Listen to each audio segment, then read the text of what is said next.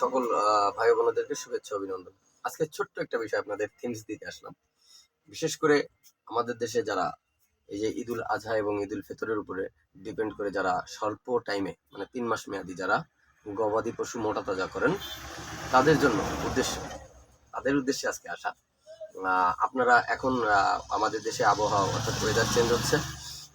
আপনারা হাট বাজার থেকে গবাদি পশু ক্রয় করার সময় খুব সচেতনতামূলকভাবে গবাদি পশু ক্রয় করবেন।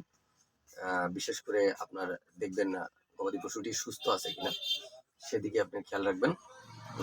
সেই লক্ষণগুলো আপনি কিভাবে চিনবেন অথবা কিভাবে জানবেন সেইটাই মূলত আপনাদের উদ্দেশ্য জানানোর।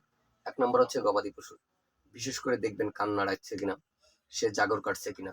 ৩ নম্বর হচ্ছে নাকের মাজল, বিশেষ করে সর্বপরিচয়ে প্রথম দিকে খেয়াল করবেন নাকের মাজলটা তার ঘামছে কিনা, বিন্দু বিন্দু জল নাকের মাজলে আসছে কিনা। তারপরে দেখবেন আপনার লেজ নাড়ছে কিনা। এই বিষয় ৩টা খুব কেয়ারফুল খেয়াল করবেন। মানে আপনারা লক্ষণগুলো খুব ভালোভাবে দেখবেন, দেখে একটা সুস্থ পশু ক্রয় করবেন। এবার কত বয়সের অথবা কেমন পরিসরের গবাদি পশু ক্রয় করলে আপনারা বিষয়টা হচ্ছে আপনারা লাভবান হতে পারবেন। ২ বছর অথবা ২ বছরের একটু কম সবসময় খেয়াল করবেন। আর আমাদের গ্রামের ভাষায় বলে ২ দাঁত, অর্থাৎ যে বাছুরটার বয়স ১৮ থেকে ২০-২৫ মাস ২৬ মাস এরকম হয়ে গেছে সেই ধরনের গবাদি পশু ক্রয় করবেন। সেই ক্ষেত্রে লাভের মুখ অতি সহজে দেখতে পারবেন।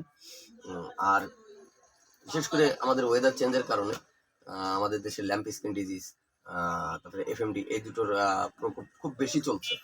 সেজন্য আপনারা বিশেষ করে গবাদি পশুর শরীরে একটু হাত দেবেন, কানের গোড়ায় একটু হাত দিবেন, দেখবেন যে স্বাভাবিক তাপমাত্রা তার কেমন আছে। পাশে আরেকটা গবাদি পশুর গায়ে হাত দিবেন, দিয়ে দেখবেন যে তার তাপমাত্রা কেমন আছে। এইগুলো খুব খেয়াল করে দেখে ক্রয় করবেন। ইনশাল্লাহ সবার জন্য শুভকামনা করছি। পাশে থাকবেন, ভিডিওগুলো শেয়ার করে দিবেন, সাপোর্ট করবেন, আপনাদের কমেন্ট করবেন। যদি কোনো বিষয় জানতে হয় সে বিষয়ে কমেন্ট করবেন, আমি ইনশাল্লাহ আপনাদের কমেন্টের রিপ্লাই দিয়ে দেবো ইনশাল্লাহ। আসসালামু আলাইকুম।